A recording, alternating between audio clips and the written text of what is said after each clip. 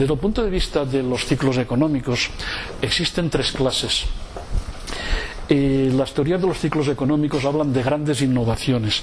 Las grandes innovaciones van detrás de los ciclos de larga duración, ciclos que suelen durar medio siglo, entre 40 y 60 años.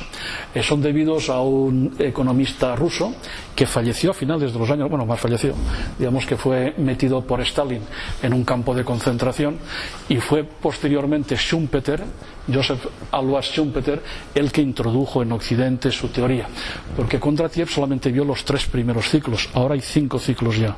Ahora ya hay 5 ciclos. Y luego están los ciclos de medio plazo, que son los ciclos que nos sirven para analizar las evoluciones de las economías. La economía española la veremos a través de los ciclos de medio plazo. Luego hay otros que son muy irregulares, que son ciclos de corto plazo, de 24 a 36 meses, que son debidos a desajustes entre la distribución y la fabricación. Hay determinados momentos que distribución y fabricación, normalmente por factores externos a la economía, se desacoplan. Se pueden producir desabastecimientos o se pueden producir excesos. Por ejemplo, uno de los últimos desabastecimientos que se produjo, y que además terminó en falso, fue después de los atentados de las Torres Gemelas en Estados Unidos. Muchas empresas de distribución pensaron que la campaña de Navidad después de los atentados de septiembre del 2011 sería tremendamente floja. Fue floja las ventas en septiembre, fueron flojas las ventas en octubre, pero a finales de noviembre, cuando llegó el Día de Acción de Gracias y la campaña, las ventas ya fueron prácticamente normales y pilló a bastante gente con menos producto del que le hubiese gustado vender. Los ciclos de larga duración, que son grandes oleadas de transformación, han sido 5. Han sido 5 grandes ciclos que llevan esta serie de nombres. Y el primero empieza, como recordaréis, con la Revolución Industrial, último tercio del siglo XVIII. Esto tuvo su crisis después de las guerras napoleónicas, cuando hubo que cambiar todo el modelo productivo de Europa. El modelo productivo de Europa estaba preparado para hacer material de guerra. Por cierto, lo que siempre nos han contado de que el señor Henry Ford fue el que inventó la cadena de montaje, parece ser que no. Parece ser que fue un francés. Fue un francés que recibió un pedido de muchos miles de fusiles por parte del ejército de Napoleón. Y el francés, al ver que no podía hacer los miles de fusiles de forma artesanal, se le ocurrió dividir la tarea en muy pequeños pasos y contratar a gente inexperta en la construcción de armamento para que hiciese pequeños procesos. Oye, pues un señor podía lijar una madera, otro podía atornillar, otro podía, digamos, hacer una función de un torno sobre una pieza metálica. Cada uno de ellos era especialista en nada prácticamente, pero se le enseña un pequeño proceso para que lo pudiese hacer en marcha, y a partir de ahí pues empieza un poco la producción en cadena. Máquina de vapor, ferrocarril, electricidad, como vamos a ver ahora, son los ciclos que hay, y en estos momentos son las tecnologías de información, toda la parte de informática, telefonía móvil y todo el mundo de las aplicaciones. El cambio se acelera. Cada uno de estos ciclos es más rápido que el anterior, y esto pues también es normal que sea así, debido pues la mayor comunicación que hay en todo el mundo, y que normalmente pues en las olas de evolución pues cada vez han ido siendo más cortas. Por lo tanto, podemos esperar de que si antes duraron 60 o 55 años, pues que en estos momentos sean un poquito más cortos. Toda la parte digital, de software, de mass media, el primero, máquina de vapor, tema de ferrocarril, electricidad y, digamos, la industria de bienes de consumo duraderos, como fue básicamente el automóvil. El primer ciclo es lo que permite la aparición de la mecanización. Hasta ese momento las máquinas y las fábricas no existen. Hay artesanos, y los países más productores del mundo son China y la India, que son los países que tienen más millones de artesanos. Una de las cosas que más te sorprenden en China es que te llevan a un barrio de un determinado tipo de artesanos. En Europa tenemos una calle, la calle de los ferreteros, la calle de los joyeros. Allí son barrios enormes. Claro, esos barrios enormes con una población gigantesca y una industria y una artesanía tradicional es lo que hacía que todos fuesen las primeras economías del mundo. Esto ahora tiene su importancia porque China intenta recuperar el papel que perdió con la revolución industrial. 200 años después, China está intentando volver a ocupar el sitio que tuvo en el mundo antes de 1820. Porque cuando se hacen las fábricas, China queda completamente relegada, el país se cierra y queda fuera de la creación de la revolución industrial. La máquina de vapor pues mueve telares.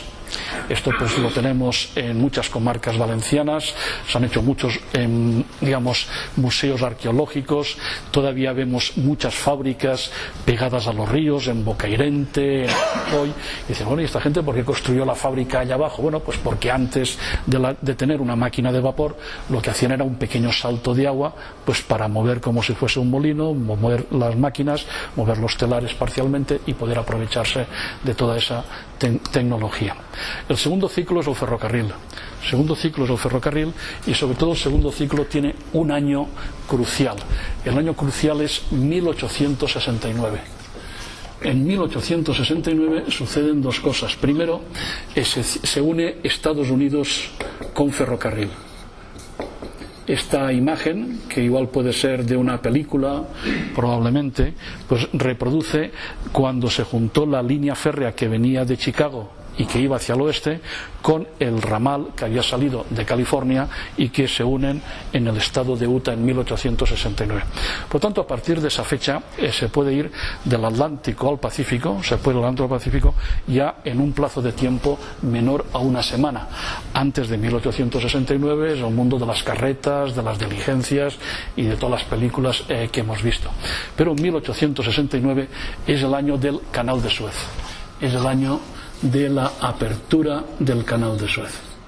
El año de la apertura del Canal de Suez, que entre otras cosas transforma enormemente la economía valenciana. Y diréis, ¿el Canal de Suez transforma la economía valenciana? ¿A santo de qué? Pues sucede lo siguiente. Cuando no estaba abierto el Canal de Suez, los barcos ingleses que iban a Asia daban la vuelta por África y además iban a vela. Pero cuando se hace el Canal de Suez en 1869 ya está la navegación a vapor. Y aparte los barcos ingleses de retorno a Inglaterra pasan por delante de la costa española y paran en Denia a comprar pasas. Cargan en Alicante vino, cargan en el Grao de Valencia o en el Grao de Burriana o en el Grao de Castellón, fondean y cargan cajas de naranjas. Incluso la historia de mi familia, que eran gente pescadora, vivimos enfrente del mar, pues digamos eran gente pescadora que cambiaron de barcas para hacer barcas más grandes para llevar las cajas de naranjas a los barcos que estaban fondeados.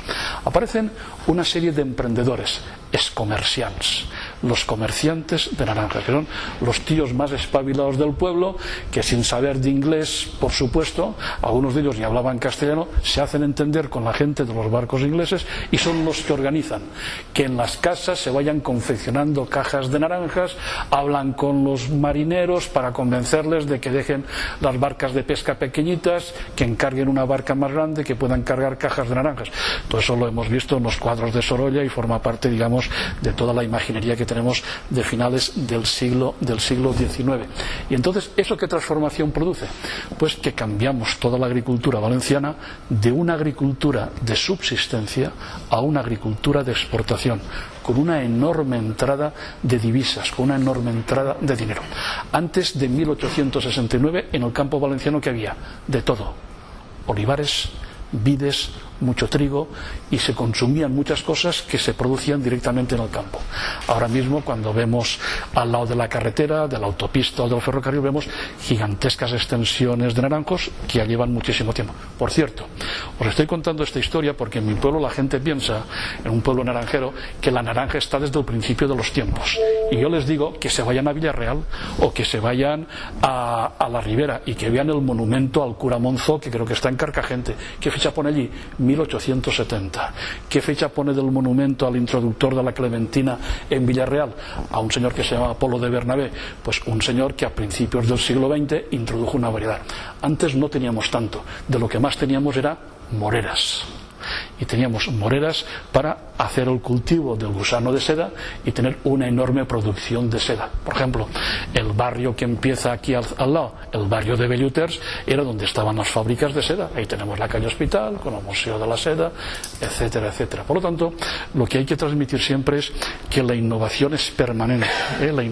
A veces hay cambios en la innovación que realmente pues no son lo suficientemente fuertes para asegurar una transformación total. Por ejemplo, en el mundo agrícola agrícola, veis como en la ribera, pues con el tema del caqui, con sus variedades, etcétera, han intentado, digamos, una transformación de los cultivos, pero es bastante probable que el tema de la naranja esté bastante más agotado de lo que nosotros suponemos, y aunque es un tema que nos duele mucho, pues porque siempre ha habido una tradición, pero esto no lleva 30 generaciones, ¿eh?